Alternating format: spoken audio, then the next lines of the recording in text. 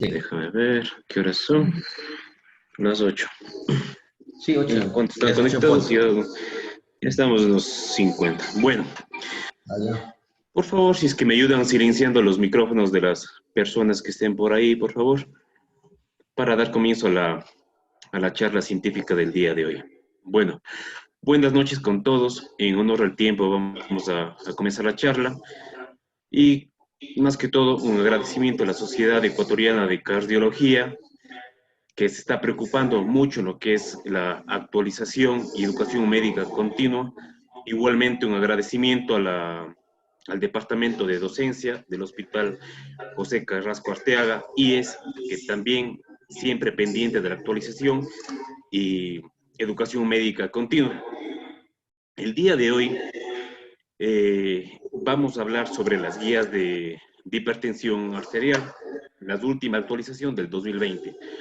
Acá, digamos, aquí nos va a ayudar el doctor Fausto Vladimir Camacho Vargas. Él es cardiólogo, es además especialista en hipertensión arterial. Antes de comenzar la charla del día de hoy, que es una charla muy amena, muy interesante, va a ser muy dinámica, se va a hablar las cosas prácticas y un poco de comparación con los guías anteriores. Antes de eso, va unas palabras del doctor Diego Serrano, presidente de la Sociedad Ecuatoriana de Cardiología. Diego, por favor. Gracias, Oliver.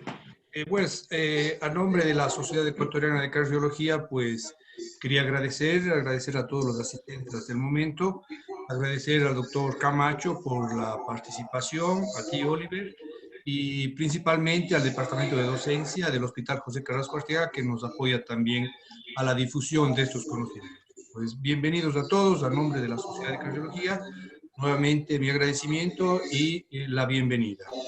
Así que sigamos, Oliver. Muchas gracias. Listo, gracias. Bueno, entonces vamos a dar la palabra al doctor Fausto Camacho. Nos va a hablar sobre las nuevas guías de hipertensión arterial 2020, como dijimos, una comparativa con las guías anteriores y qué de nuevo hay en las nuevas guías. Por favor, doctor Fausto, continúe. Buenas noches, muchas gracias por la invitación y es un grato hablar de este tema con distinguidos colegas y sobre todo hacer un pequeño análisis. Yo digo pequeño porque hablar de hipertensión es bastante extenso, bastante grande, pero por lo menos he tratado de sacar las cosas importantes de esta nueva guía que se publicó hace un par de meses y más que todo es hablar la parte práctica que nosotros, o como médico general, como médico interno, residente, o médico de otra especialidad, necesita saber sobre el manejo de la hipertensión arterial. Entonces, sin más, vamos a empezar. Como les había indicado Oliver, o el doctor Oliver, vamos a hacer algo práctico y entendible en lo posible para que sea de utilidad en nuestra consulta práctica diaria. Entonces, como ya vemos, la hipertensión arterial, lo importante es porque de esta guía es que se han modificado conceptos, ¿sí? Y se establece una ruta diagnóstica de tratamiento basado en conceptos de las diferentes sociedades a nivel mundial. Esta guía, lo bueno es que hizo prácticamente un resumen o se abstrajo lo más importante de cada una de las sociedades y se las puso en la guía. ¿Sí? Hace un énfasis en las recomendaciones óptimas en base a una mejor documentación científica, ¿sí? A una mejor evidencia científica. No olvidemos que ahora todo lo que se habla de medicina debe ser en base a una evidencia científica y por lo tanto es lo que sirve y se maneja ahora. ¿Sí? Estas guías, en estas guías o la realización de estas guías ha habido una participación de miembros de casi todos los continentes, como había dicho, ¿sí? De todas las sociedades europeas, americanas, sudamericanas, africanas y las asiáticas. Entonces, una guía prácticamente que diría yo mundial, ¿sí? Y la hipertensión arterial, como sabemos, es una enfermedad de alta prevalencia a nivel mundial y que produce muchas comorbilidades e impacta en los costos de los sistemas de salud de cada uno de los países. Y por eso es importante realizar un adecuado diagnóstico y de esta manera brindar el mejor tratamiento posible al paciente. Entonces, eso es lo más importante y lo más destacado de lo que ha hecho o lo que han hecho los autores de esta guía en plasmar en este documento. ¿Sí? Entonces, no sin antes tener un poco a colación las dos últimas guías que nosotros estábamos manejando, que son las guías americanas que se publicaron en el 2017, que estas guías un poco revolucionó el manejo, primero el diagnóstico de la hipertensión arterial, porque todos estábamos acostumbrados a decir que la hipertensión arterial es de acuerdo a la cifra o un número de 140-90, pero con esta guía, y todos o algunos conocen, pasó un estudio, el estudio SPRINT, en el cual se vio algunas ventajas como dice, de los pacientes que tenían la presión arterial sobre 130-80, y por eso que esta guía hizo que los pacientes con valores de presión arterial de 130, perdón, 80, sean considerados ya como hipertensos. Por eso es que causó un revuelo, digámoslo así, en todas las sociedades, y hubo argumentos a favor o en contra de este valor o de este límite que pusieron en estas guías, ¿sí? Esta clasificación, ¿sí? Lo más importante que tenemos que tener en cuenta de esta guía es y lo que muchos autores o muchas personas defendían es más que todo para los pacientes con riesgo cardiovascular un poco más alto. O sea, esta guía nos hace pensar que tenemos que individualizar el tratamiento de cada paciente, ¿sí? Porque si tenemos un paciente con muchos factores de riesgo o un riesgo cardiovascular elevado y con una presión sobre 130-80, ya debemos tratarlo. Entonces, pero si tenemos un paciente que no tiene un riesgo cardiovascular elevado, podemos tratarlo a partir de 140-90, como el resto se había indicado en el resto de las guías. Entonces, tenemos que tener mucho tino al manejar, al diagnosticar de hipertensión en el paciente. O sea, si nos basamos en esas guías, tenemos que ver qué paciente tenemos en nuestro frente para dar el tratamiento y considerarlo ya hipertenso o no, con 130-80 o más. Entonces, tenemos que tener precaución, digámoslo así, en esto. Y obviamente esta era la clasificación que propusieron ellos, ¿sí? ¿Sí? Tensión arterial normal es la que todo paciente, toda persona con 120-80 o menos. Y tensión arterial, ellos clasificaban en elevada ya, de 120 a 129, con una diastólica menos de 80. Y hipertensión arterial, como les había dicho, estadio 1, a los pacientes con más de 130-80 de presión arterial. Entonces, esto había que tener con mucho tino. ¿Por qué? Porque con estos valores, muchos pacientes que antes no se consideraban hipertensos, ahora iban a ser hipertensos. Y por eso mucho se cuestionó que había un trasfondo de la industria farmacéutica, que muchos pacientes o más pacientes van a tomar medicamentos antihipertensivos. Entonces, por eso se trató de aclarar. Es para los pacientes, o esta guía nos hace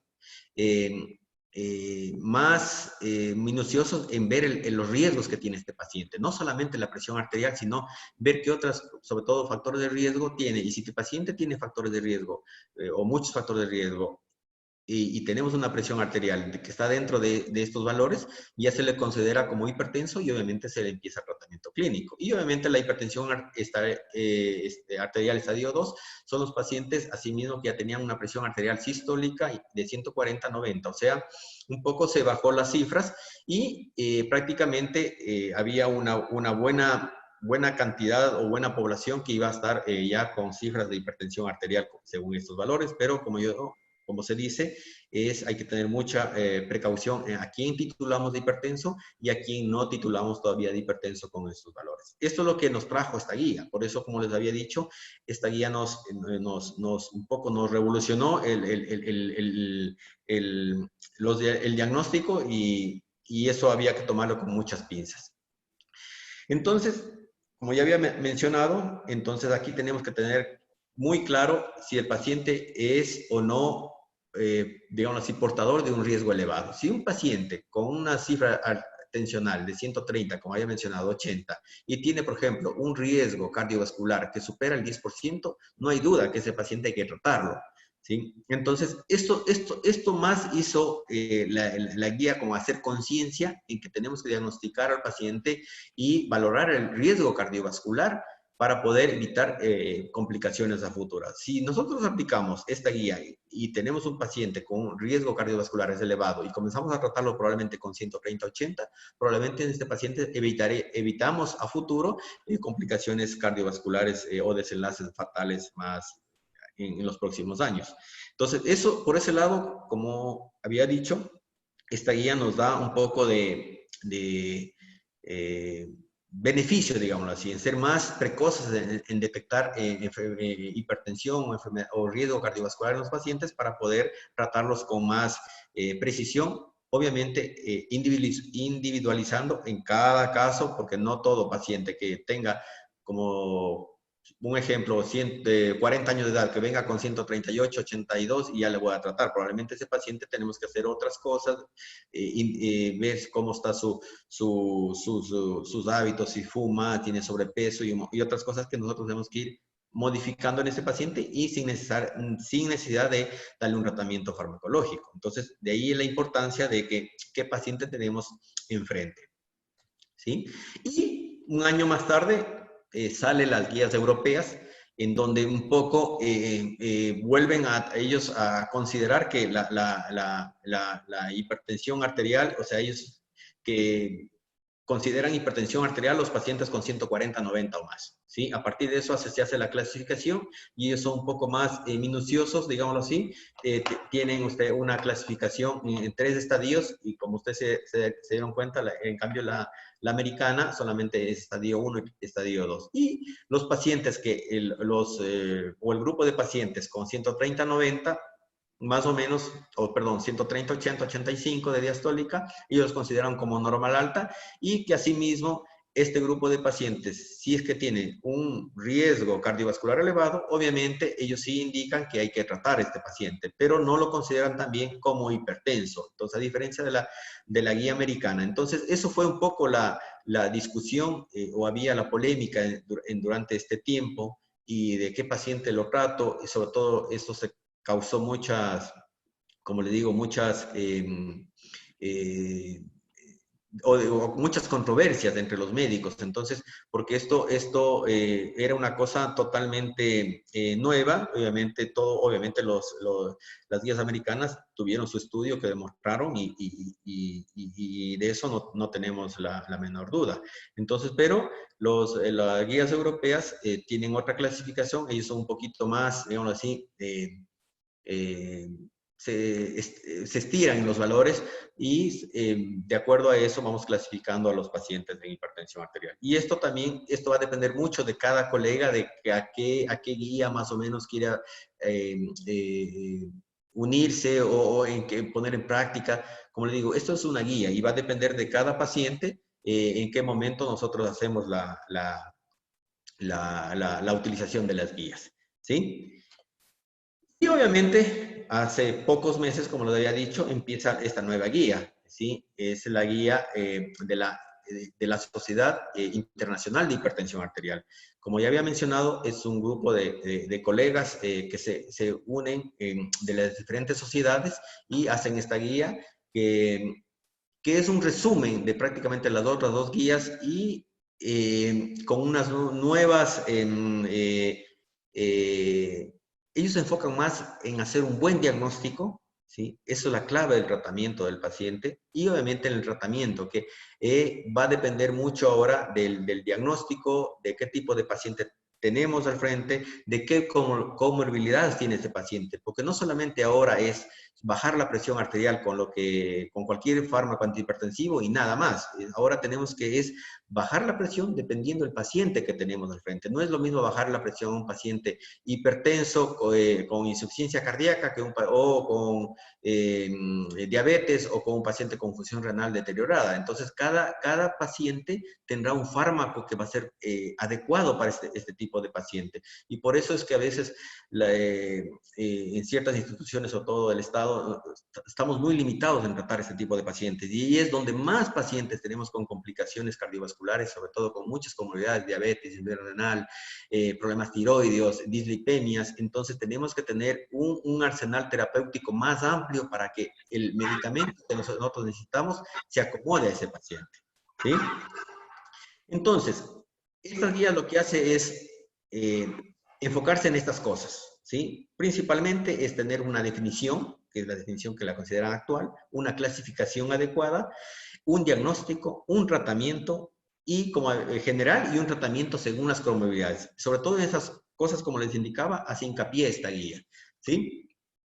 La definición, como nosotros sabemos y prácticamente en todas las guías se ha mencionado, ¿sí? Se diagnostica de hipertensión arterial cuando la presión arterial sistólica de una persona en consultorio o en la clínica o en un centro médico, ¿sí? Es mayor a 140 de sistólica y una diastólica más de 90, igual o mayor a 90.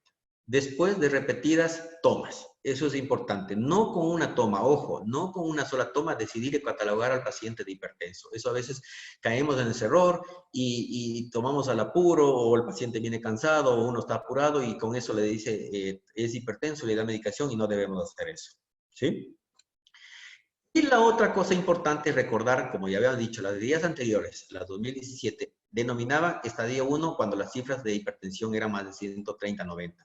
Pero aquí cabe indicar que tenemos que seleccionar al tipo de pacientes que pueden beneficiarse ya de intervenciones, como yo les decía, de acuerdo al riesgo que tengan estos pacientes. Entonces, uno ya puede darle, mejorar su estilo de vida, puede darle medicamentos si el paciente necesita. Entonces, vamos a ver si es que ese paciente tiene factores o el riesgo global de este paciente es elevado. Con este valor ya podemos considerarlo como hipertensión y empezarlo a tratar. Y la otra cosa que tenemos, el otro grupo de pacientes que tenemos que tener consideración es la presión, los pacientes con hipertensión sistólica aislada, ¿sí?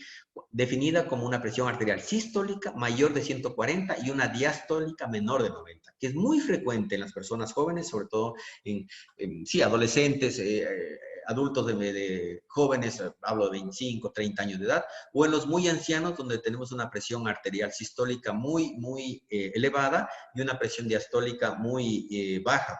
Es muy común, por ejemplo, encontrarnos con pacientes ancianos con presiones de 190, 60, y a veces uno se asusta viendo esta diferencial de presión, pero es normal por la rigidez arterial que en ellos tienen, ¿sí?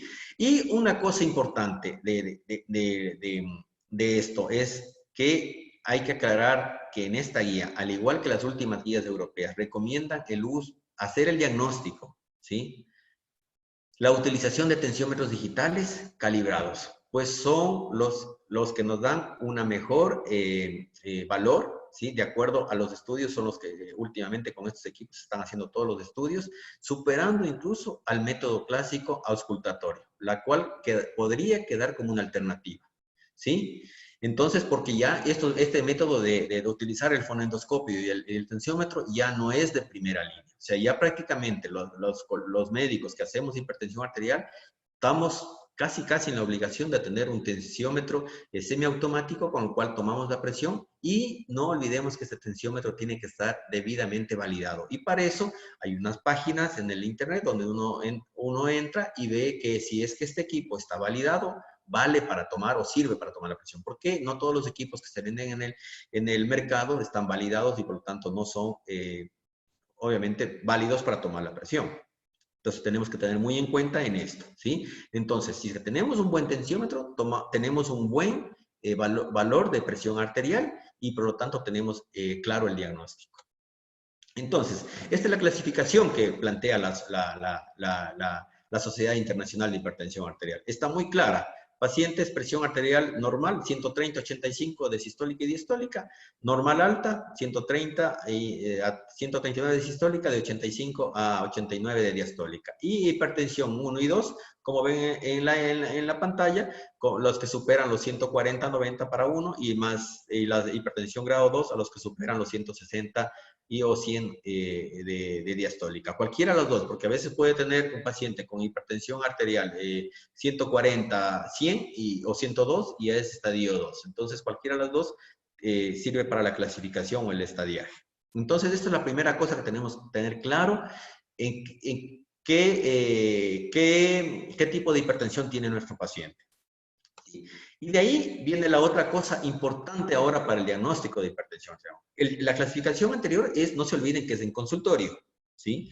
Pero a veces en consultorio no es lo ideal diagnosticarlo, como les decía, con una primera toma de hipertensión al paciente. Salvo que el paciente a la primera toma tenga una hipertensión arterial que supere los 180, 100, prácticamente no hay duda que ese paciente es hipertenso. Si el paciente viene a nuestro consultorio con una hipertensión estadio, por ejemplo, 1, dimítrofe, 140, 90, entonces uno como médico tiene la obligación de tomar en varias días la presión arterial con un equipo como le había indicado validado, o si no, ayudarse de los estudios que ahora prácticamente son gold estándar en el diagnóstico de la hipertensión, como es el MAPA y el AMPA o MDPA, que es la automedición de presión arterial domiciliaria. Entonces, para eso también tenemos valores, ¿sí?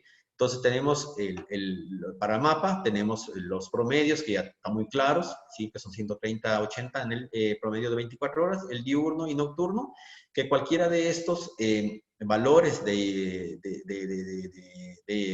presión, que son los promedios, no nos olvidemos que esto es promedio. Entonces, si el promedio del paciente me da, porque se me ocurre decir 122/70 en la noche, ese paciente ya tiene una hipertensión arterial, por ejemplo, sistólica nocturna. ¿Sí? Entonces, con estos valores, nosotros podemos saber qué tipo de hipertensión es, tanto diurno, nocturno, sistólico, diastólico. Y otra cosa importante en el MAPA que tenemos que ver si ese paciente tiene el patrón, que ustedes habrán escuchado, los que no saben mucho del tema de patrón Dipper, no Dipper, entonces tenemos que hacer una buena valoración del paciente. ¿Sí? Y el otro examen es el monitoreo domiciliario de presión arterial, que lo hacemos bajo un protocolo, que es, generalmente se utiliza mayor el de 7 días, en el cual se le enseña al paciente cómo tomar la presión durante esos 7 días, que son 2 tomas en la mañana, 2 tomas en la tarde, se elimina el primer día y se saca un promedio de los otros 6 días, y esa es la presión arterial que el paciente tiene en promedio y que es de 135/85. Si ese promedio supera esto, consideramos como hipertensión arterial. Esto ya está prácticamente claro, se ha dado en todas las sociedades científicas. ¿Sí? El otro punto importante es el diagnóstico. ¿Sí? Y las recomendaciones que esta guía da, sobre todo para la medición de presión arterial en consultorio. ¿Sí? Entonces, la medición de presión arterial en consultorio es clave, porque si ya hacemos MAPA o MDPA, digámoslo así, ya sencillo y tenemos el diagnóstico. Pero la gran mayoría de nosotros lo hacemos en consultorio, y para eso tenemos que tener algunas consideraciones que no todos lo hacemos. Y por eso hay los grandes errores de sobrediagnosticar la hipertensión arterial y un montón de cosas que nos pasan a los pacientes, y que a veces los pacientes no van bien con la medicina, y un montón de cosas que nos está pasando. Primero, obviamente, en una habitación tranquila, con una temperatura adecuada, ¿sí? Que sea confortable. Antes de las mediciones, ver que el paciente no haya fumado, no haya tomado cafeína o café, que no haya hecho deporte o actividad física durante unos 30 minutos, pedirle que tenga la vejiga vacía, que esté bien sentado, relajadito. Si no cumplimos con todas estas cosas, la presión va a salir cualquier otra cosa y no la presión real del paciente, ¿sí? Entonces, una cosa importante, ni siquiera el médico o la persona que está tomando no hablar, ni el paciente durante la medición, ¿sí? Eso es muy importante, evitar el estrés en este paciente, ¿sí? El paciente debe estar sentado, con los brazos totalmente descansados sobre la mesa, sobre la silla, ¿sí? Con el brazo izquierdo o el brazo derecho, dependiendo de cuál el brazo es dominante, ¿sí? Para tomar la presión arterial, ¿sí? Las piernas bien apoyadas en las sillas, en el piso, y la espalda en el espaldar que tiene la silla, ¿sí? Que no esté con las piernas cruzadas. Tenemos que ver todas estas cositas, son pequeños detalles, pero que son importantísimos a la hora de tomar la presión arterial. Y como había dicho, lo más importante se debe realizar con un dispositivo de brazalete electrónico validado. Sí, eso es lo más importante. Ahora hay dispositivos electrónicos que deben estar validados. Como ven aquí, ahí están unas par de páginas donde podemos ver si el equipo que tenemos está validado o no, ¿sí? Y lo más importante es que tenemos también que tener en cuenta que estos equipos tenemos que enseñar al paciente a tomar la presión. O sea, no es que porque está validado también, el paciente se toma como pueda, o cree que está bien tomado, entonces tenemos que indicarle al paciente cómo debe tomarse la presión arterial en su domicilio. Otra cosa para el diagnóstico es que el paciente los pacientes o con las personas que no tienen el método del dispositivo automático, utilizar el método antiguo o el aneroide, los tensiómetros y fonendoscopios, pero obviamente saber tomar la presión. Aquí hay que recalcar mucho en la cuestión de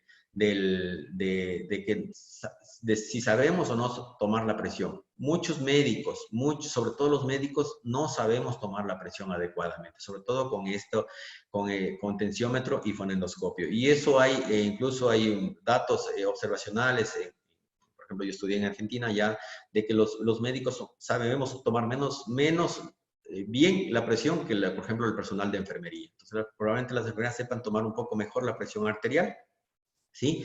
Y la otra cosa es utilizar los famosos ruidos de Corocó, ¿sí? Entonces, tenemos que saber de qué se tratan estos ruidos.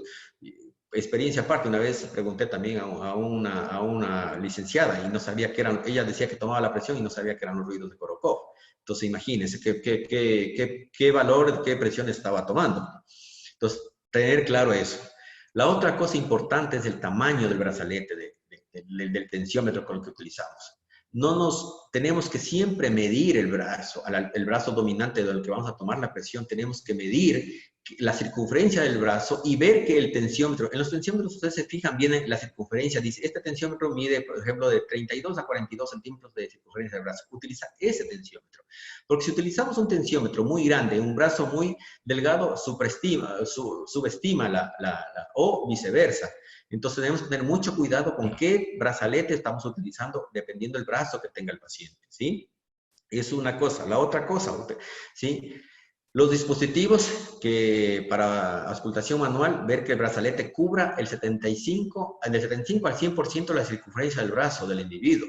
¿Sí? Entonces, porque hay brazaletes muy pequeños o muy grandes que a veces vamos a tomar muy mal con la presión y vamos a tener valores que no es los adecuados para tener un valor certero, digamos así, de presión arterial.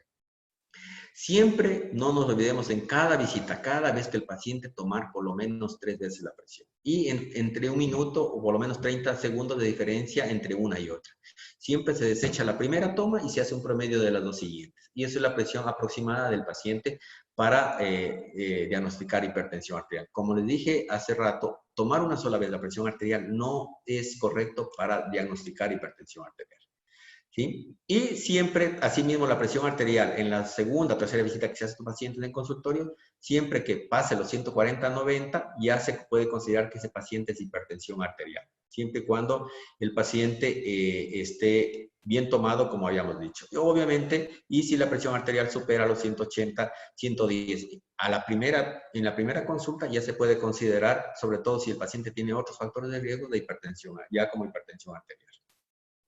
Entonces, en resumen, esto es lo que está acá es lo que habíamos dicho, ¿sí? Que el paciente esté bien sentado, con el brazo adecuado, colocado sobre una mesa, con el brazo a la altura del corazón, bien apoyado a la espalda, con los pies sobre el piso sin cruzar los pies, el paciente sin hablar. Entonces, son cositas importantes que debemos hacer. Esto es un ritual que deberíamos aprender para tomar la presión al paciente. La presión arterial no es llegar a tomar la presión y el paciente ya tiene un número, no. O sea, tenemos que hacer todo este ritual que nos demora a veces hasta unos, como ustedes ven, hasta unos 5 hasta 8 minutos para tomar la presión.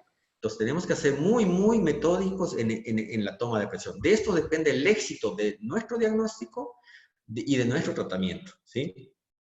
Obviamente, como lo había dicho, aquí están los tensiómetros que se utilizaba.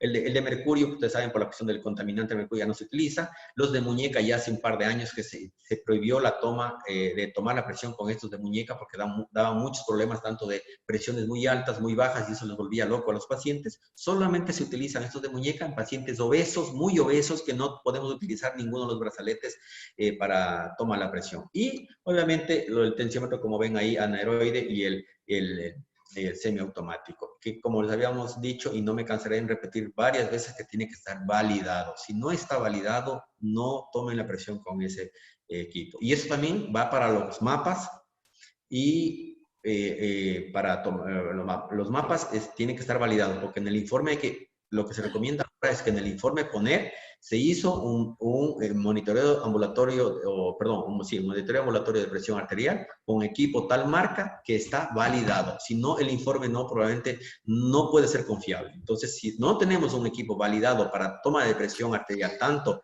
en consultorio o el mapa, probablemente lo que estemos haciendo no estaría bien, probablemente, ¿sí? Y obviamente el diagnóstico, cuando hacemos el diagnóstico del paciente tenemos que buscar estos objetivos, ¿sí? Primero es, como ya habían dicho, es detectar o confirmar si es hipertenso o no. ¿Cómo? Ya hemos hablado en consultorio, el mapa y el MDPA o el domiciliario.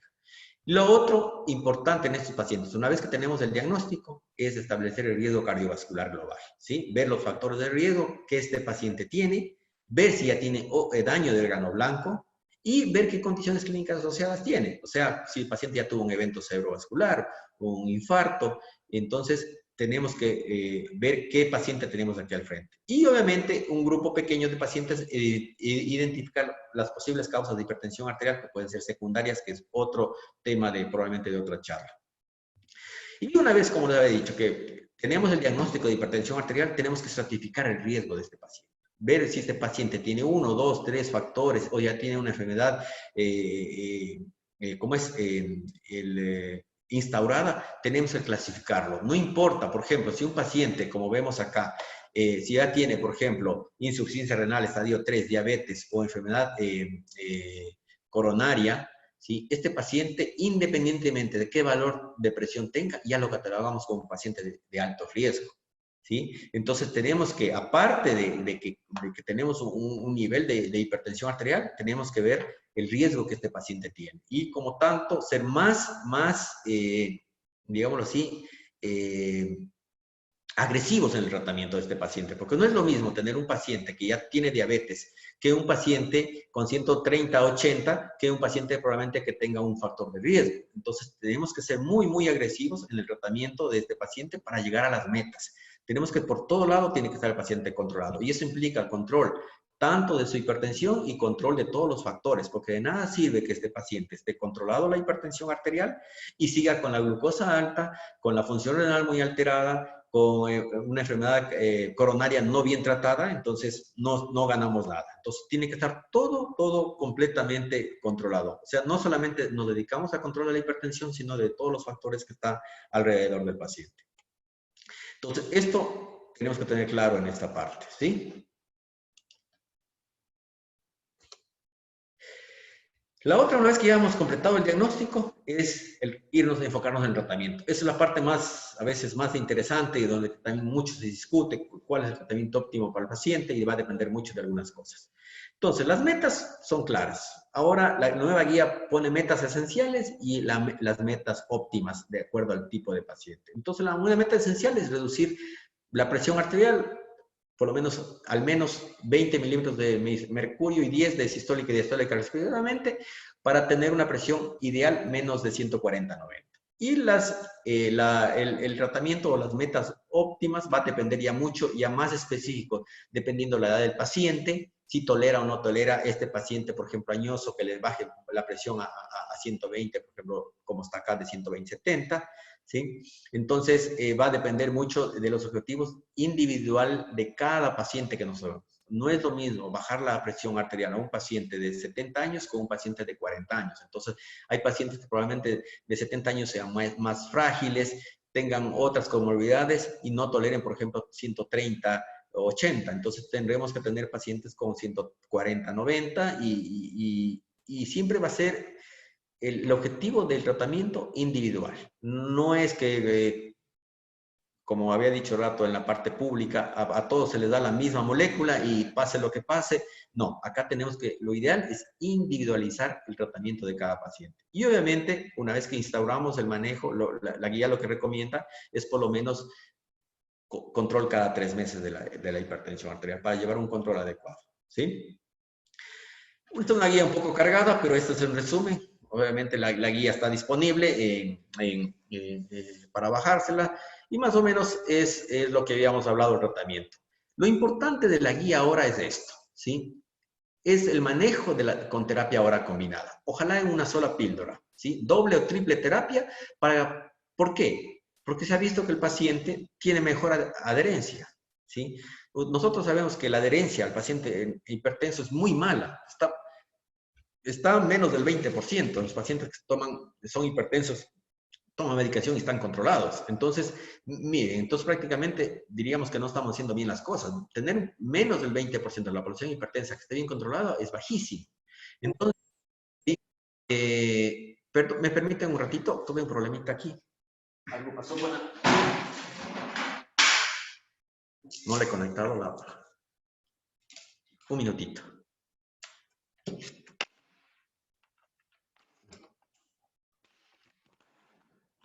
Un minutito, que algo pasó con la batería, se desconectó. Ya.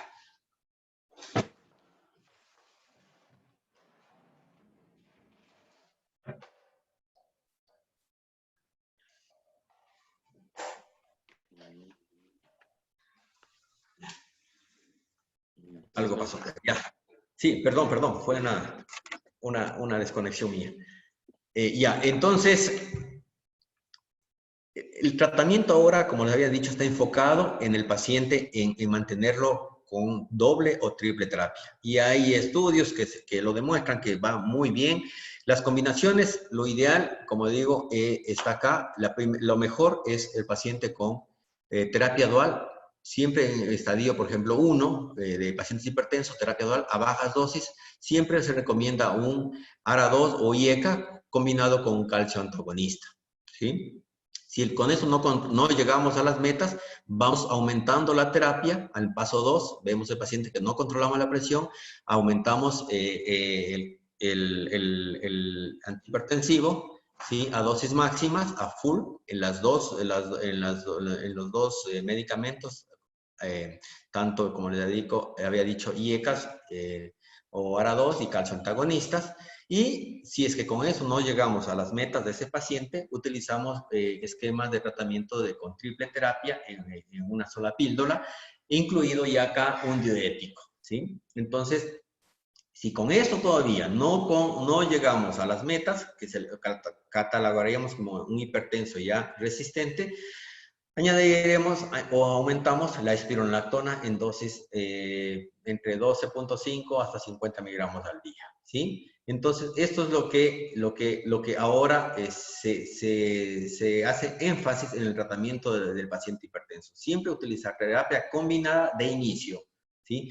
Muy pocas personas iríamos o trataremos con dosis, como es medicamento, solamente de un fármaco, probablemente en pacientes con hipertensión, probablemente estadio 1, sin muchos factores de riesgo, sin factores de riesgo más importantes, que probablemente con un solo fármaco sea suficiente. Pero la gran mayoría de pacientes, sobre todo los pacientes ya con otras comorbilidades, utilizar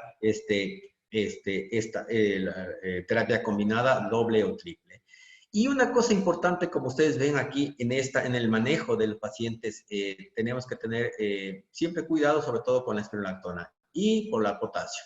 Y la cosa que les he dicho, no se les menciona aquí los beta bloqueantes. ¿Por qué? Porque los beta bloqueantes prácticamente han quedado un poquito desde hace un par de años ya como medicamentos prácticamente, como ven aquí, de quinta opción, y más enfocados en pacientes que tengan problemas de insuficiencia cardíaca o cardiopatía isquémica. Y por ahí también pacientes con fibrilados, que tengan fibrilación auricular, donde obviamente el uso de beta-bloqueantes nos va bien. Aparte de controlamos la fibrilación, nos ayuda a controlar la hipertensión. Y en cierta población, sobre todo en mujeres que estén en etapa fértil, que desean embarazarse. Porque a veces una paciente toma, como ustedes saben, un IECA, un ARA2 y se embarazó, podemos el riesgo de que tenga algún problema con su producto a futuro. Entonces, es paciente que está hipertensa, que está pensando en embarazarse, es preferible empezar con un beta bloqueante por si acaso se embaraza y no se dé cuenta que ya está embarazada. ¿Sí? Eso más o menos en cuanto al manejo del paciente en general. O sea, tener claro la visión del tratamiento que de estos pacientes sea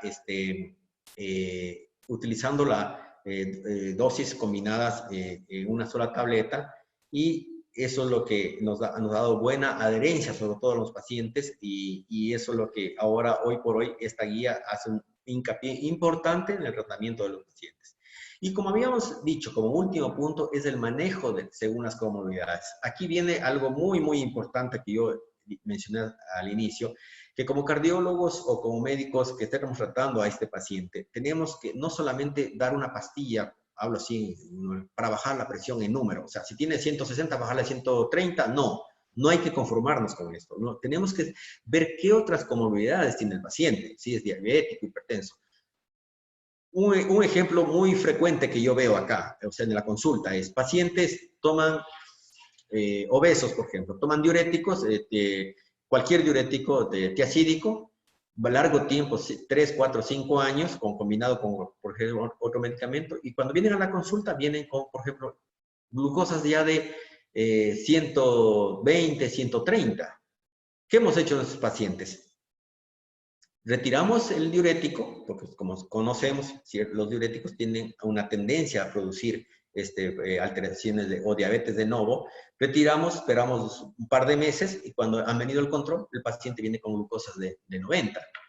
Entonces tenemos que ver qué fármaco le está haciendo bien a este paciente, qué fármaco no le está haciendo bien a este paciente, qué fármaco va a quedar a este paciente que es gordito, qué fármaco le va a quedar a este paciente que tiene 80 años de edad, qué fármaco le va a quedar bien a este paciente que tiene 40 años de edad, que es activo este hombre, esta mujer. Porque hay medicamentos que tienen efectos secundarios muy importantes que a veces tienen que tomar con mucha pinza para saber dar el medicamento. Como les he dicho, no es cuestión de coger, dar un medicamento y bajar la presión y ya está, y se acabó el tratamiento de la hipertensión y ya lo tengo controlado la hipertensión, y resulta que el paciente un año más tarde me aparece probablemente con una alteración de la glucosa, con dislipemias, con ácido úrico elevado, probablemente hasta con bloqueos, no sé, dependiendo de lo que tengamos al frente de pacientes, tenemos que tener mucho cuidado, ¿sí?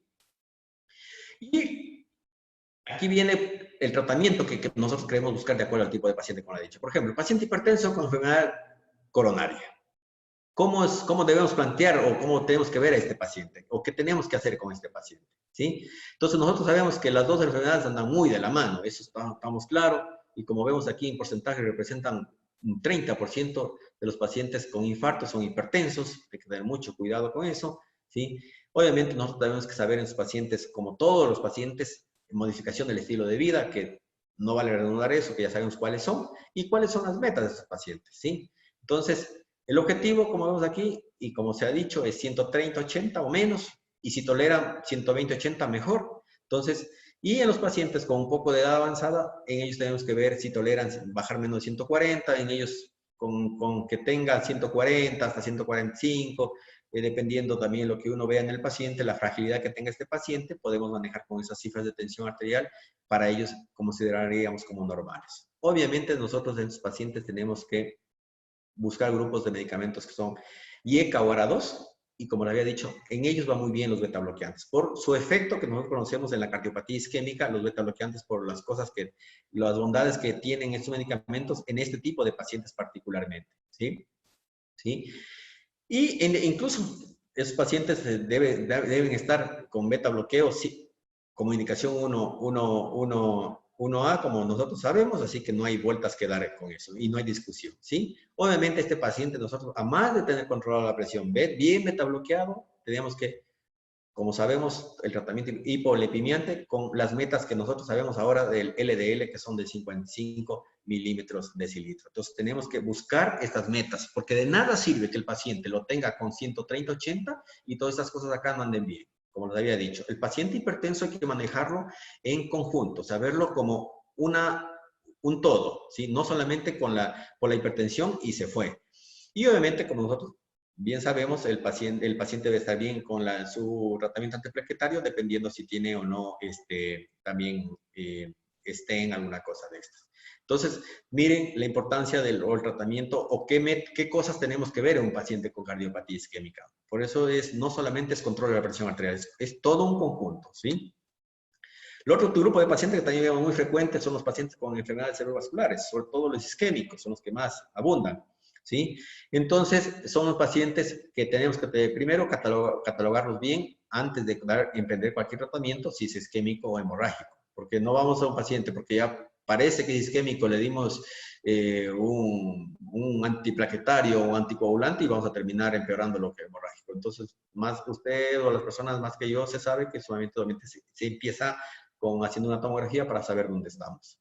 Y obviamente la meta va a depender del paciente. Obviamente, si el paciente está hipertenso, hay que ir bajando la presión de acuerdo a lo que habíamos hablado, a la edad del paciente, a los objetivos que queremos en cada uno del paciente. Y obviamente el tratamiento, volvemos a lo mismo, es un ARA2 o IECA con calcio antagonista o un ARA2 combinado con un diurético. Estas combinaciones, las dos combinaciones son de primera línea en ese tipo de pacientes. Entonces vamos a ver también dependiendo del tipo de paciente y lo que necesitamos.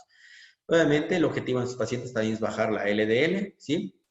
Y el tratamiento plaquetario obviamente va a necesitar si el paciente es un paciente con enfermedad isquémica, ¿sí? Y no para el otro paciente, como ya hemos dicho, por el riesgo de sangrado, o vamos a empeorar el cuadro clínico. Entonces, como ven, es un paciente que el manejo probablemente sea un poquito distinto al paciente coronario. Y así para todas otras comorbilidades. En insuficiencia cardíaca, lo mismo. ¿Sí? Ahora se habla mucho de la insuficiencia cardíaca, un tema que está mucho de moda por los nuevos fármacos que están saliendo. Entonces tenemos que ser más finos, digámoslo así, en el tratamiento, en el diagnóstico de estos pacientes. Y ahora tenemos que incluso tener una clasificación, saber con qué pacientes con insuficiencia cardíaca tenemos. Si es que realmente con los pacientes con insuficiencia cardíaca con fracción de eyección reducida o disminuida, es lo que cuando nos hablan de insuficiencia cardíaca es lo primero que se nos viene a la mente, pero ahora mucho se habla del paciente con insuficiencia cardíaca y fracción de eyección preservada, que es un paciente que prácticamente nosotros no le tomamos muy en cuenta, y estos son los pacientes que probablemente más complicaciones cardiovasculares nos daban a futuro, porque sea como sea, con el paciente con fracción de eyección baja ya nosotros interveníamos, hacíamos todas las cosas para ese paciente mejorarlo, pero a veces nos olvidábamos del otro paciente y solamente pensábamos que es hipertenso nomás, y vemos que ya el paciente tenía signos sobre ecocardiográficos, electrocardiográficos, donde ya nos hace pensar que es un paciente que no anda muy bien, ¿sí? A pesar de que la fracción de eyección persistía normal, pero el paciente ya con síntomas de insuficiencia cardíaca. Entonces, tenemos que tener muy en cuenta en este tipo de pacientes, ¿sí? Obviamente, como todos los pacientes hipertensos, primerito los cambios de estilo de vida y reducir la presión arterial. Mientras más baja en sus pacientes, mejor, dependiendo asimismo el tipo de comorbilidades o paciente que vayamos a tener enfrente. Mientras mejor toleren los medicamentos, podemos ir dando los medicamentos como vemos acá, o sea, en ellos de ley, indicación de primera línea, digámoslo así, los calcio antagonistas, perdón, los IECAs o los ARA2, no hay vueltas que dar en eso, beta bloqueante por obvias razones, y los antagonistas de los receptores de mineralocorticoides como la espironolactona, que los pacientes son parte del tratamiento. Y los pacientes con, ahora, bueno, no se va a hablar mucho de esto, de las nuevas moléculas para insuficiencia cardíaca con fracción de eyección reducida, que son los que están en boga, de moda, digámoslo así, obviamente con mucha evidencia científica que habla a favor de esos fármacos como los inhibidores como el sacubitril, valsartán. Entonces, esos son los medicamentos que se utilizan ahora para el control de la insuficiencia cardíaca. Una cosa importante en estos pacientes, cuidado con la utilización de los calcio antagonistas. Como les digo, siempre tenemos que individualizar el paciente, no se habló mucho de las pruebas complementarias como todo paciente ahora con hipertensión arterial hay que hacer un ecocardiograma, sobre todo para ver esto de la fracción de eyección, si tiene paciente ya insuficiencia cardíaca con fracción de eyección preservada o con fracción de reducida. ¿Por qué? Porque el uso de calcio antagonistas puede incluso empeorar a este paciente, sobre todo con fracción de eyección reducida. Y en los pacientes con fracción de eyección preservada probablemente nos vaya muy bien, sobre todo los calcio antagonistas dihidropiridínicos, los que debemos utilizar. ¿Sí? Y obviamente, como les había dicho, los inhibidores de la angiotensina y neprilicina, como el sacubitril valsartán o los ARNIs, están con toda la evidencia que se maneja ahora en los pacientes con fracción de eyección reducida, ¿sí? Obviamente, siempre y cuando nosotros consideremos o no toleren o se vea que ese paciente puede ir mejor con este tipo de fármacos. Obviamente, lo único que lo que nos hace difícil de estos fármacos, obviamente, es un poquito su costo, pero son fármacos que han revolucionado un poco los pacientes con insuficiencia cardíaca sistólica, fracción de eyección reducida. Entonces, en esos pacientes, estos medicamentos van muy bien.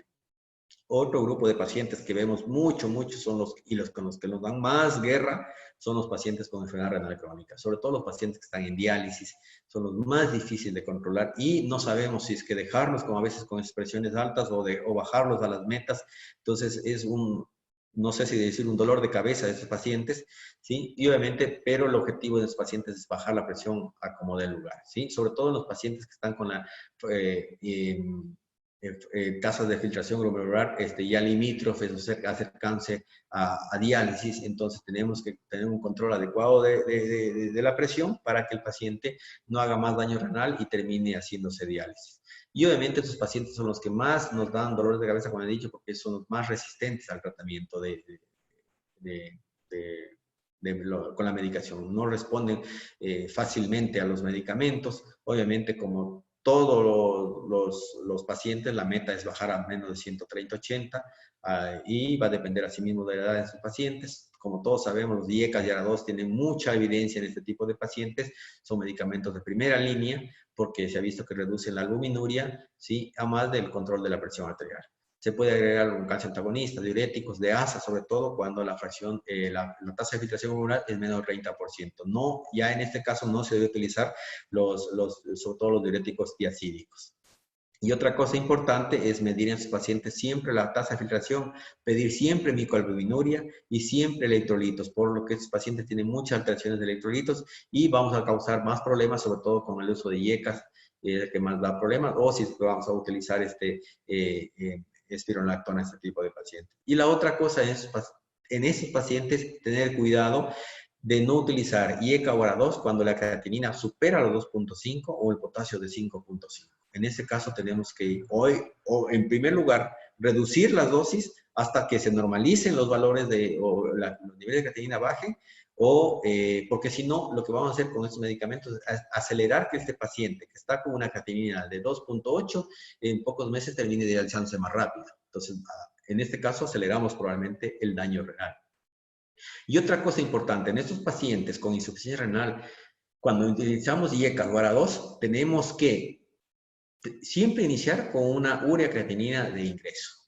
Y si a los 15 días, 3 semanas, tenemos que volver a pedir otra nueva urea creatinina, si vemos que hay un aumento de la creatinina, sobre todo, mayor al 30%, tenemos que bajar la dosis o suspender el medicamento.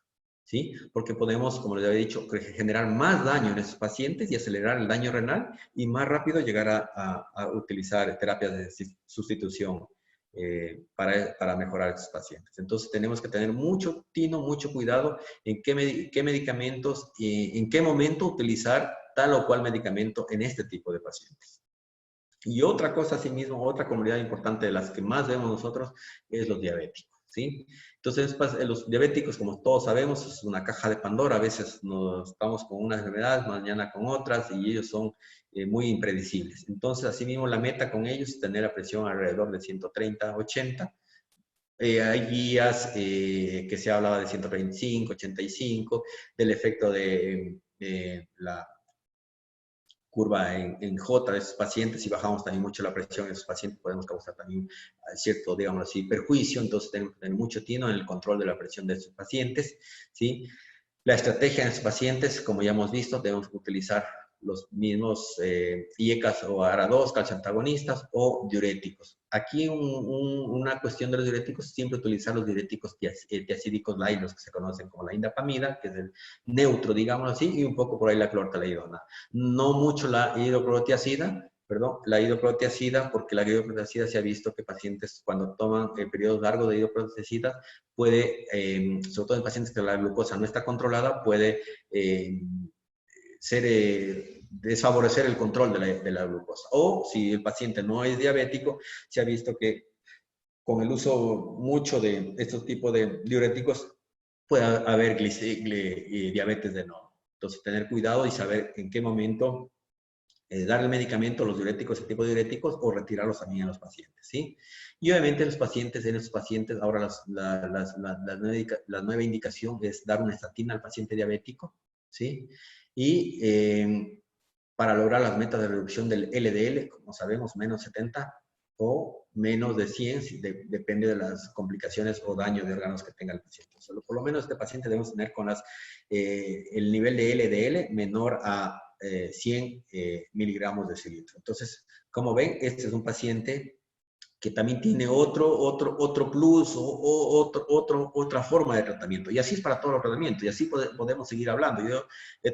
Las guías han hecho más hincapié en esas enfermedades, pero no nos olvidemos también pacientes con hipotiroidismo, qué tipo de medicamentos van muy bien en ellos, pacientes, por ejemplo, con obesidad. Tenemos que tener claro si este paciente obeso, por ejemplo, tiene ahora que hay mucha obesidad, si la hipertensión es por expansión de volumen. En estos pacientes van muy bien los diuréticos, menos los calcio antagonistas, o viceversa. Si el paciente es flaco, este paciente delgado, a veces les damos muchos diuréticos y resulta que el paciente, en vez de bajar la presión, sigue aumentando. A veces le depletamos de volumen y este paciente, por efecto, digámoslo así, simpático, hace vasoconstricción y la presión sigue bajando. Y este tema va muy importante porque yo he visto, por ejemplo, colegas pacientes, sobre todo los pacientes con crisis hipertensivas, vienen pacientes con 190, 180 y saben poner furosemida.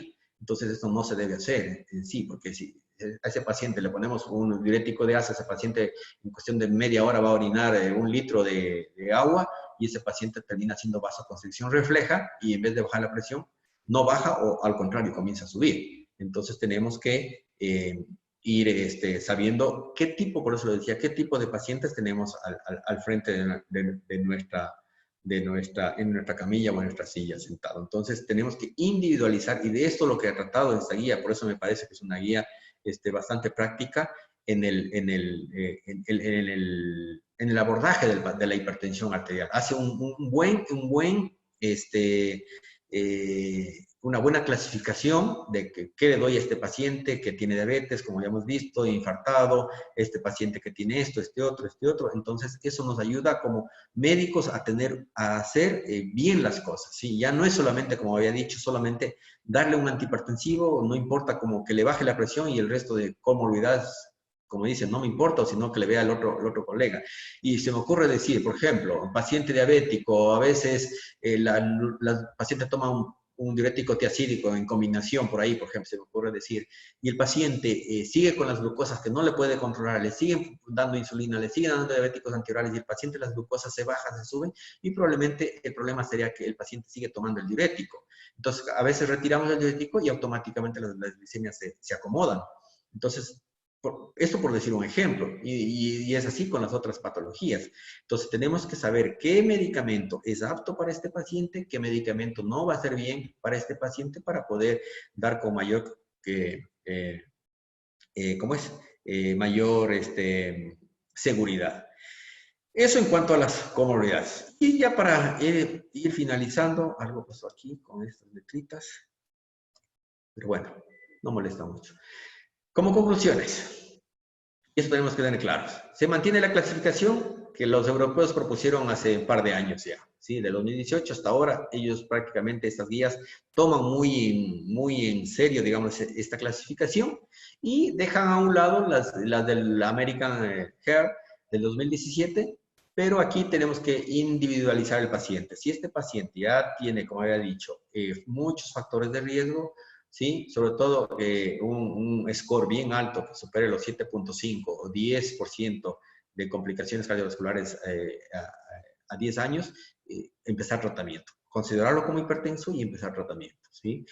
El diagnóstico, hoy por hoy, prevalece en los dispositivos electrónicos calibrados y avalados y los semiautomáticos, que se los conoce, ¿sí? Esos son los que prevalecen. Los otros, muy pocos. Entonces tenemos que hacer hincapié en eso. Prácticamente en todo consultorio debe haber un equipo de estos calibrado y avalado. Si no, no sirve, ¿sí?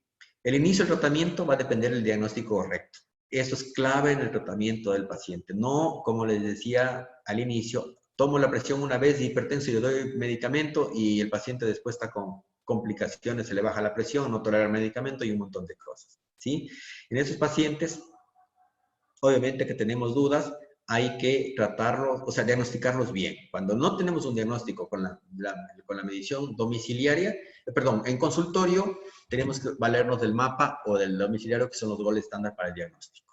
Y obviamente también estos con equipos validados, si no, también no tenemos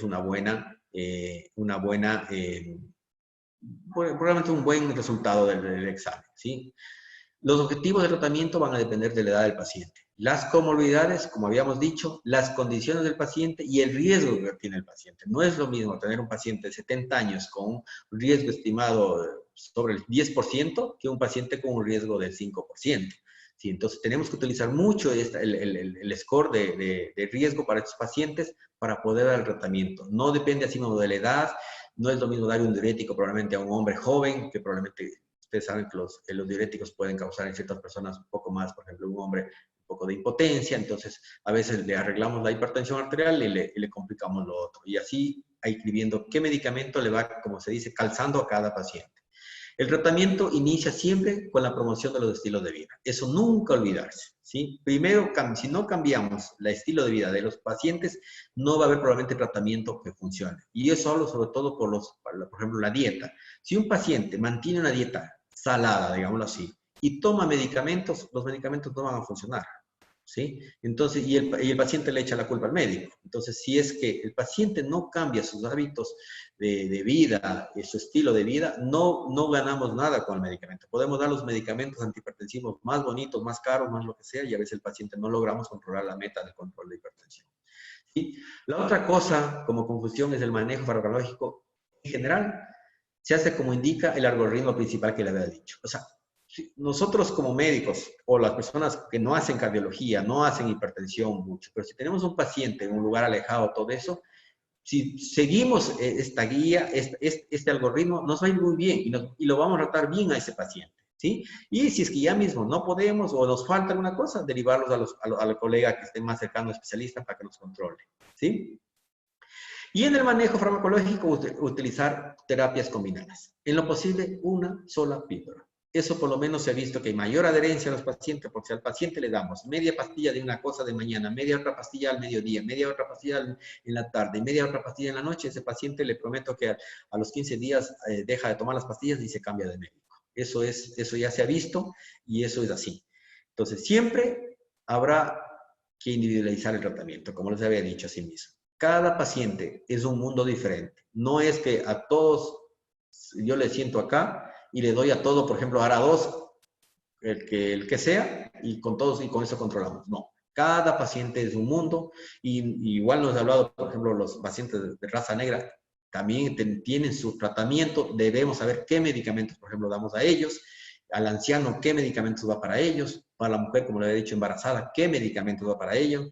Entonces tenemos que individualizar los tratamientos, ¿sí?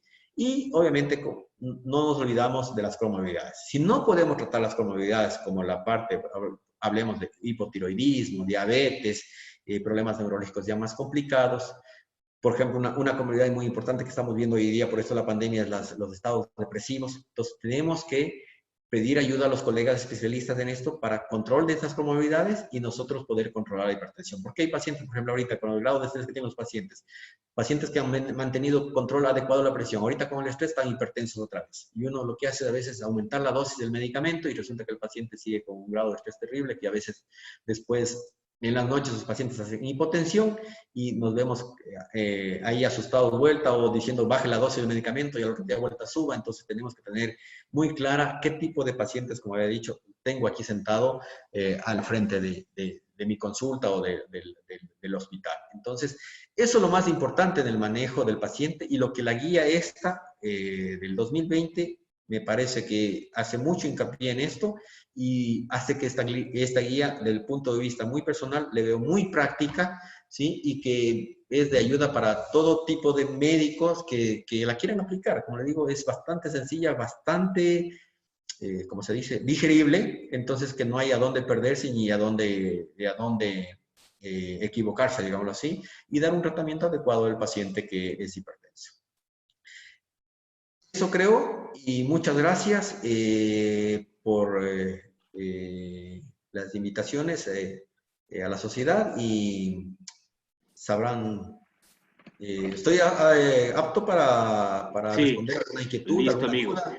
¿Sí? Listo, amigo. Bueno, te agradecemos por tu excelente exposición y más que todo quiero mandar un mensaje a los médicos acá, porque hay médicos jóvenes también, que a veces la hipertensión es el comienzo de un desastre catastrófico. Nos gusta hablar a veces de insuficiencia cardíaca, cardiopatía isquémica, enfermedad arterial periférica, pacientes con ictus, todo eso, pero el comienzo de todo eso a veces es la hipertensión arterial y a veces es subestimada. O a veces viene un paciente por ahí y le dicen, ¿sabe que usted es hipertenso? Tomes esto. Y sin tener en cuenta que cada medicación, como tú dijiste, va para cierto tipo de personas. Hay que individualizar el tipo de tratamiento para en el contexto de cada paciente que nos encontremos. Entonces, ese mensaje quería mandar. Que recuerden siempre, no son números los que manejamos, porque hay un número alto que puede ser un paciente de riesgo bajo y un número bajo con un paciente de un riesgo alto. No son números, hay que englobar todo el paciente. Entonces recuerden siempre esto, que la hipertensión puede ser el final de algo catastrófico. Es el inicio Ahora del vamos. final. Ajá, entonces vamos con unas preguntas que tenemos aquí. Una doctora pregunta, dice, ¿cómo se debería actuar si el paciente durante la hemodiálisis presenta hipertensión arterial? ¿En qué momento se debería administrar antihipertensivo si se indica alta ultrafiltración para lograr este objetivo y evitar una baja? Me imagino una baja demasiada de... Sí, aquí en este paciente, lo que hablábamos, es un paciente un poquito complicado, el paciente en diálisis. A veces estos pacientes pasa dos fenómenos en ellos principalmente. Segundo, que tienen la presión muy alta por la ultrafiltración. A veces hay un fenómeno que pasa, para que se entienda más fácil, que se le saca mucho líquido y hay una vasoconstricción refleja y este paciente va a ser hipertensión arterial. Y a veces es difícil bajar ese momento. O lo contrario, es paciente que no le ultrafiltro tanto, que se me queda expandido o no tolera que se le retire mucho líquido, ese paciente queda expandido de volumen y así mismo por ese lado va a quedar hipertenso. Entonces, en este paciente, una cosa que nos va a ayudar al manejo es obviamente siempre utilizar en sus pacientes los calcio antagonistas en dosis máximas, si podemos, lo máximo que toleren, porque hay un paciente que se utiliza cualquiera, sobre todo no hidropirenínicos, los hidropirenínicos y hacen edema, que es el principal efecto de ellos a veces. Entonces, utilizar medicamentos a dosis máximas, como ya habíamos dicho, todo el arsenal. Yo tengo pacientes con todo el esquema de tratamiento, con todas las clases o las familias de antihipertensivos en dosis máximas y así no los puedo controlar. Y a veces es una pelea con también, o sea, hablo de buen sentido de la palabra, con los médicos nefrólogos. Entonces, y a veces tenemos que a ese paciente duplicar las dosis. Tenemos que tener cuidado, saber qué medicamentos se ultrafiltran más en el momento de diálisis, qué medicamentos no se ultrafiltran para saber dar al paciente, por ejemplo, digamos, darle, por ejemplo, 1 hora antes de la diálisis para que hasta el proceso de absorción o la vida media de ese medicamento, o sea, 2, 3 horas, entonces cuando el paciente ya está terminando la diálisis, este producto va haciendo efecto. Esos pacientes tenemos que tener muy en cuenta eso. Tenemos que, una cosa importante en los pacientes es la presión, sobre todo la presión diferencial que hay entre sistólica y diastólica. Si tenemos un paciente con una presión arterial diastólica y sistólica muy amplia, se me ocurre decir 190, 80, este paciente esto es un buen indicador de que este paciente probablemente tenga un fenómeno de vasoconstricción. Entonces, en esos pacientes tendríamos que utilizar más medicamentos que vayan enfocados a la vasodilatación, tipo ARA2, IECA, calcio antagonistas, ¿sí? Y si es que ya no podemos con eso, utilizar ya prácticamente dosis iniciales, así mismo no sabemos del tipo, en diálisis se maneja mucho los vasodilatadores directos, Tengo el minoxidil. otra pregunta por aquí. Va a depender Dice, pacientes con consumo de alcohol y drogas, Sí. y con presiones altas cuando ingresan están elevadas. ¿Cuáles serían las recomendaciones que daría para iniciar tratamiento en este paciente? Iniciar Bueno, tratamiento en este tipo de paciente. bueno, va a depender del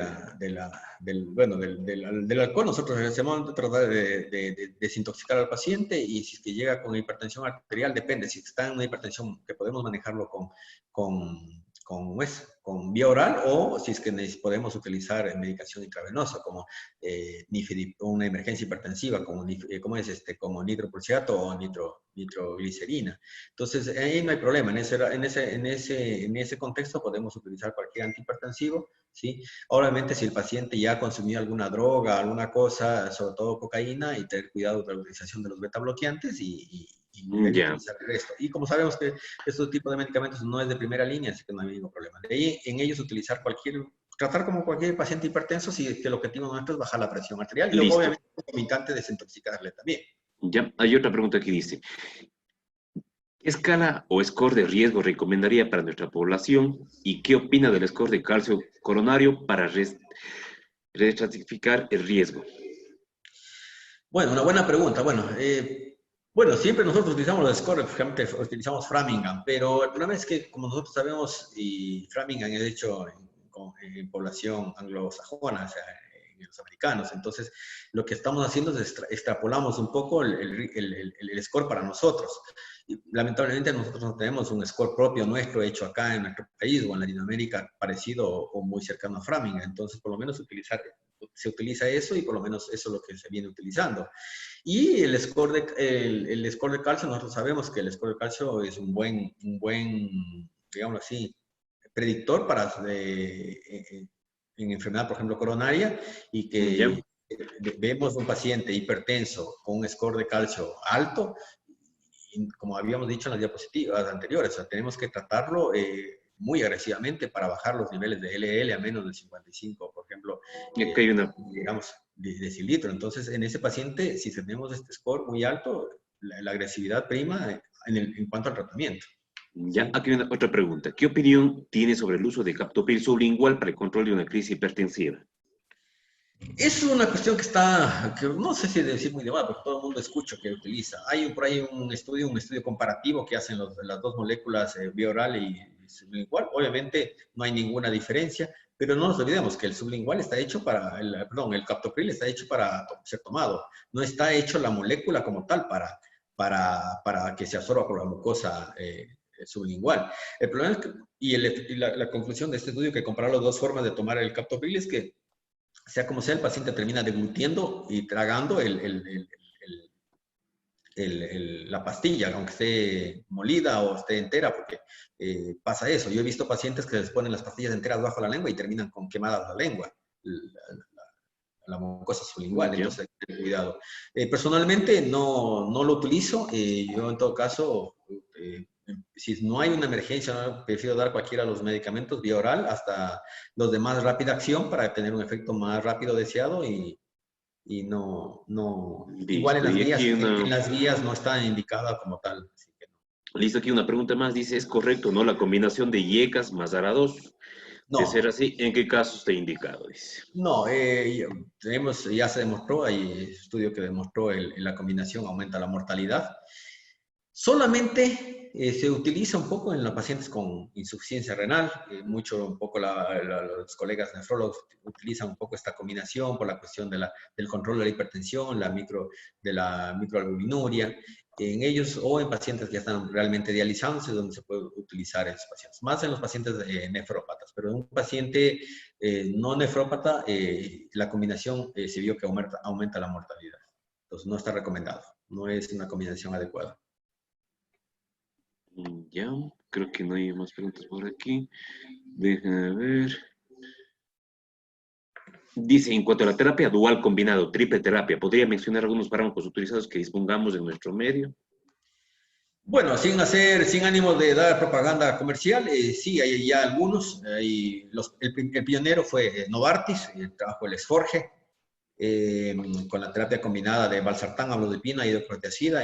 Tienen algunas dosis de ellos, de 5 de amlodipina, 160, 12,5, 25. Son 7 combinaciones que tienen en triple terapia. Ahora sé que hay un laboratorio, Abbott también tiene, en cambio ellos tienen con candesartán, amlodipina y hidroclorotiazida. Y por ahí también hay, bueno, con valsartán hay otros laboratorios, por ejemplo, está este laboratorio, si no me equivoco, Bercana, también tiene una combinación triple. ¿Qué más? ¿Quién más está por ahí? De los que más me recuerdo. Prosidios también creo que tiene una combinación de triple terapia, con valsartán mismo. La mayoría de los 3 o 4 laboratorios tienen la combinación valsartán, amlodipina y hidroclorotiazida. Solamente Abbott tiene con candesartán, que esos, en base al estudio, a los HOPE, que se publicó hace un año o 2 años, es donde se vio que va bien la combinación. Y, si no me equivoco, está por salir, me anunciaron con olmesartán ahora pronto. Listo. ¿Sí? Bueno, yo creo que bueno, hemos respondido las preguntas más importantes y queda claro, o sea, algunos conceptos como cuál es la definición de hipertensión arterial, mayor de 140/90, pone énfasis en los métodos, digamos, automáticos para la toma de presión arterial. Y un mensaje por aquí que cabe recalcar, decir que queda descartado eso de que antes se decía, bueno, que vaya y se controle unos 3, 4 días la presión y por ahí se tomaba la presión con 3 o 4 personas distintas, que vaya donde la enfermera, que vaya donde la farmacia, es una locura. No, Eso nos va a dar una variabilidad notable de la presión arterial. Entonces, eso descartar para todos los colegas que de repente todavía están utilizando cosas así. Eso ya no se utiliza, por favor. Eso ya se desaconseja hacer esa práctica, digamos así, de decir, tómese 8 días la presión y tráigame un papelito escrito. Y Por esos 8 favor, días se le recomienda toman. no hacer eso. Sí, no se recomienda hacer eso. Sí, sí, no sirve. Solamente tensión en domicilio con equipo validado, mapa con equipo validado y la medición domiciliaria con equipo validado. Eso es lo que se recomienda. ¿Sí? Doctor Wilson, ¿quiere por ahí active el micrófono? Hola, Sí, sí, ahí está. hola, buenas noches. Felicitaciones a los doctores. Buenas Yo noches. quisiera pedir la opinión, doctor, sobre el uso de furosemida en el síndrome cardiorrenal. Ya, la furosemida, como, a ver, se utiliza en pacientes con las guías, incluso en esta guía mismo dice la utilización de furosemida cuando la función, la tasa de filtrado glomerular es menor al 30%. Ahí está indicado ya la utilización de furosemida y ya no de los diuréticos triacídicos, tipo hidroclorotiazida, clortazidona o indapamida. Entonces, en este paciente, obviamente, la furosemida es el que está indicado para el paciente que obviamente tiene ya un grado de insuficiencia renal, digámoslo así, avanzada o estadio por lo menos 3.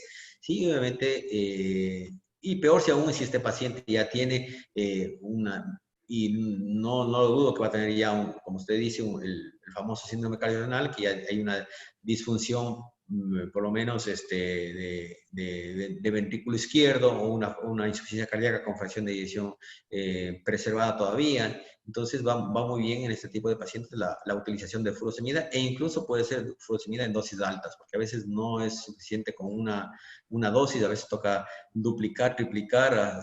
Nosotros sabemos que la furosemida podemos utilizar hasta 320 miligramos al día de furosemida. Entonces, va muy bien en estos tipos de pacientes con tasa de filtración menos del 30%. Muchas gracias, doctor. Sí, a las órdenes.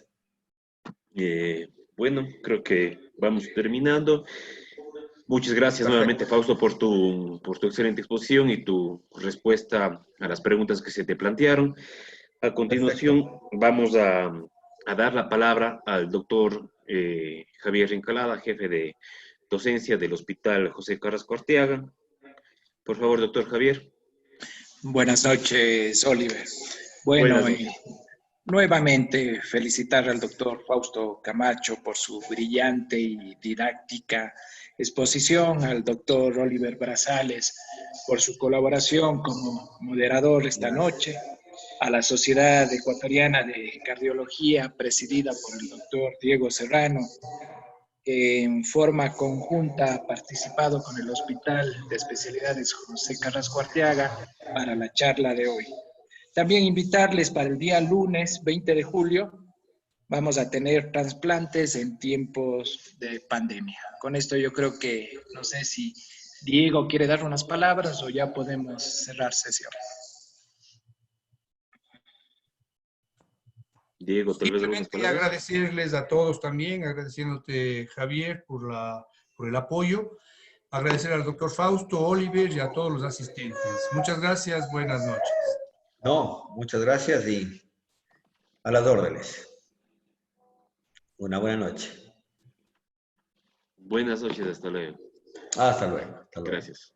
Gracias.